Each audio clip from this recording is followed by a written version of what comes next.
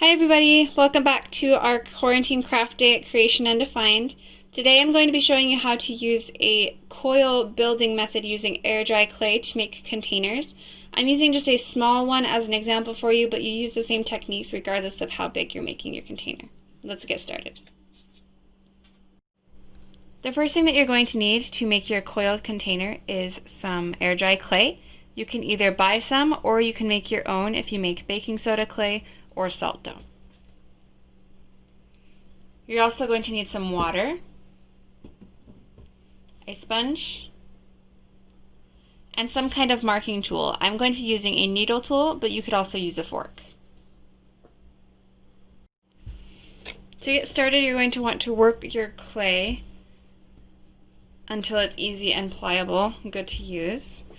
Mine is still pretty hard, so I'm going to be kneading it and adding some water to it as needed until it's nice and soft.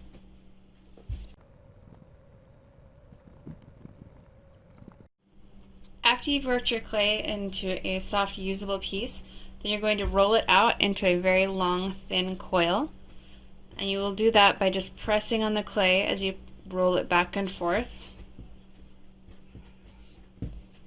And slowly just moving your hand side to side along the coil until it's long.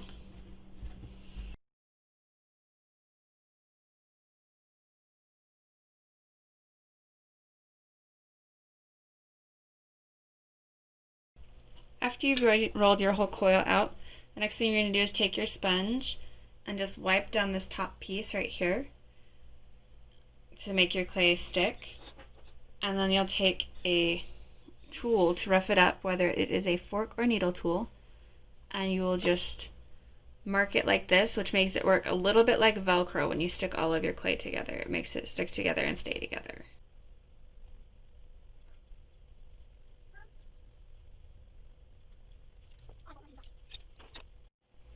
After you've roughed it up a little bit, then you will wet it down just one more time, and then you're going to start putting your coils together. So I want the bottom of my container to be a big rolled coil.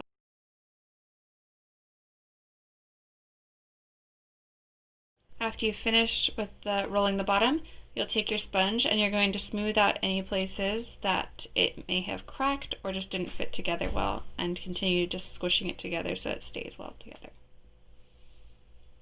Once you're happy with the bottom and how it's turned out, then you'll cut off the extra clay right here.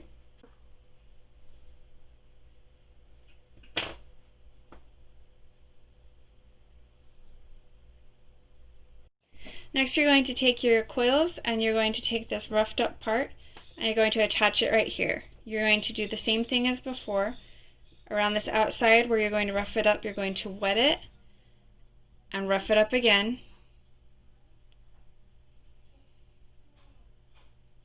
And then you're going to wet it one more time before you stick down your coil.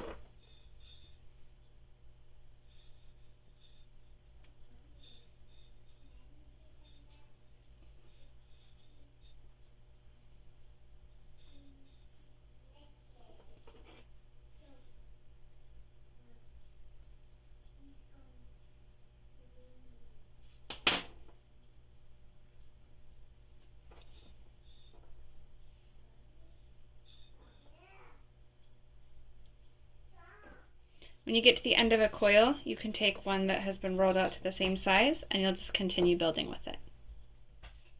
Once you've finished up with your coils, then you are going to, if you want to smooth it out, then this is the point where you're going to do that. You can take your sponge and do it. You could also use a spoon. Just be careful that you're pushing on both sides at a time so you don't deform it. So you have your inside finger and then you smooth the outside finger, just like that. You can do extra smoothing with your sponge if you feel like it's not where you want it to be. I don't like this uneven edge on the top of mine, so I'm just going to trim it down.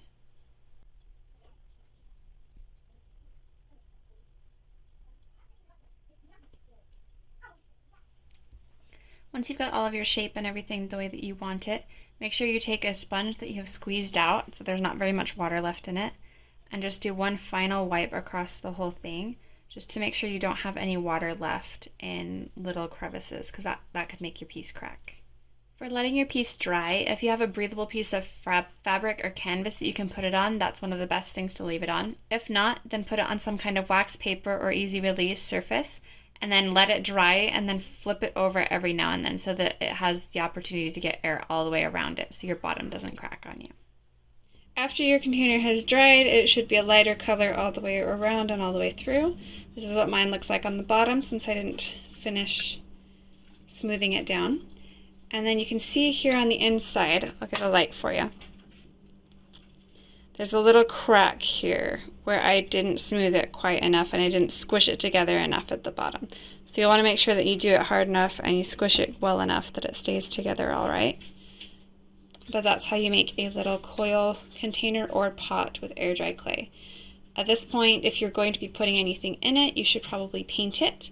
If you're just having it as decoration, you can leave it out, but I would not recommend using it for anything for putting water in or any kind of food because this clay will degrade and it won't be good for food consumption and the water will just make it melt away. That's all for this video, guys. I hope you enjoyed it. Feel free to share it with your friends and I'd love to see some of the things that you make using hand coil building techniques. I'll see you next time. Bye, guys.